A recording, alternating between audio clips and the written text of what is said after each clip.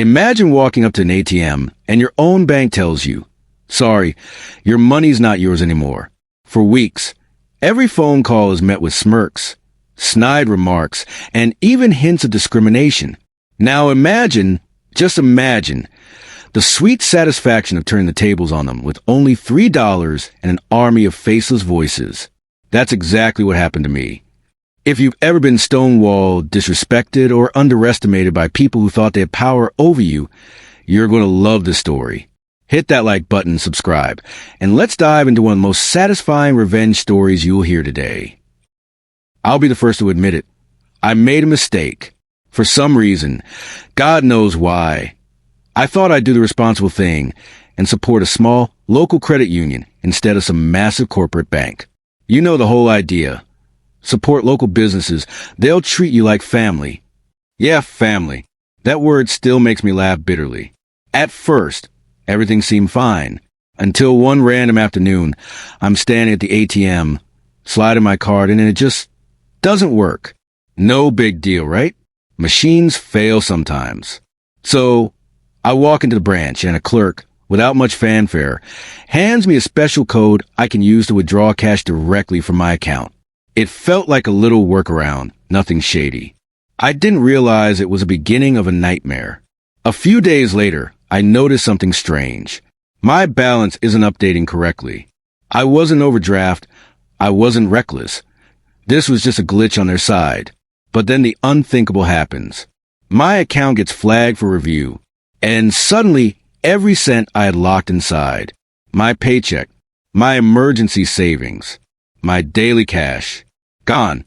I call customer support, thinking they'll fix it.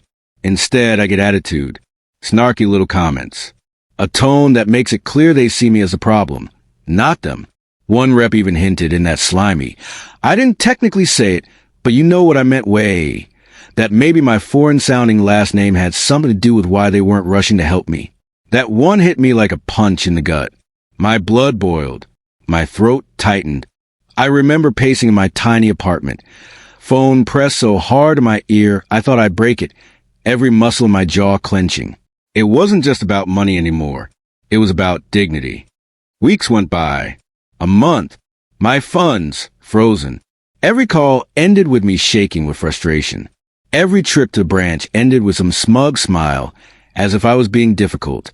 One night, I vented to my family back home. I didn't even want advice. I just needed someone to listen. But that's when my younger cousin, barely in his 20s, laughed and said, "Why don't you use a bot service?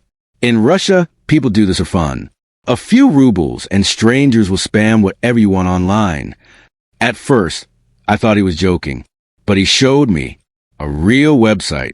A few clicks, a menu that literally let you choose whether you wanted American-looking profiles or ones from other countries. And then it hit me.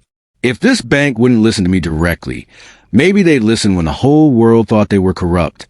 I sat at my laptop, heart pounding like I was planning a heist. My hands trembled, hovering over the keyboard. Cost? $3. What'd I get?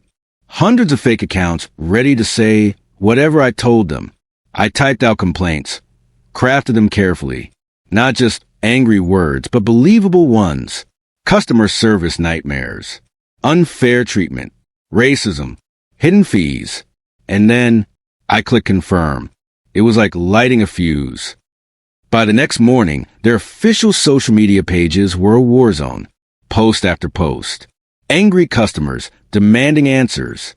Comments flooding every single update. Reviews tanking. It was glorious. Scrolling through it, I laughed for the first time in weeks. Not a small laugh, but that deep, uncontrollable belly laugh that comes when the tables finally turn. Every notification they got was another reminder that they messed with the wrong person. That same day, my phone rings. Unknown number. I answer. "Hello, this is a call center manager from bank name. We'd like to apologize for your experience. We reviewed your situation and, well, we'd like to resolve this immediately." The tone was different now. No more snark. No more condescension.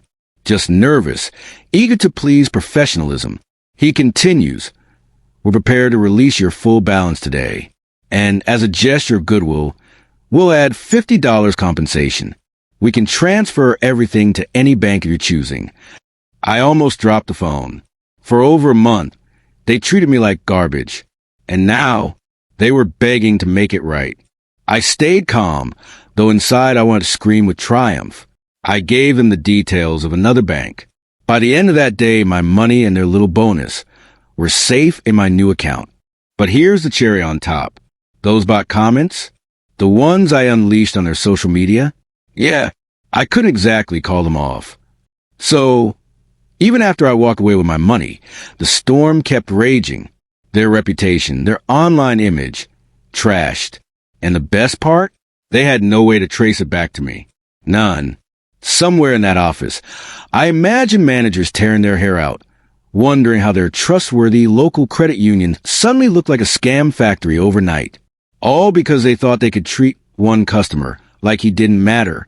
That call from the manager, that was my victory moment. My chest felt lighter than it had in weeks. My hands unclenched. I slept like a baby that night, knowing they had no idea I was a storm behind their misery. They thought they held all the power, but in the end, $3 and a little creativity brought them to their knees. If this story gave you chills, smash that like button and subscribe for more true tales of justice and revenge. And tell me in the comments, what's the most satisfying revenge you've ever witnessed? Because trust me, I'm always looking for the next great story.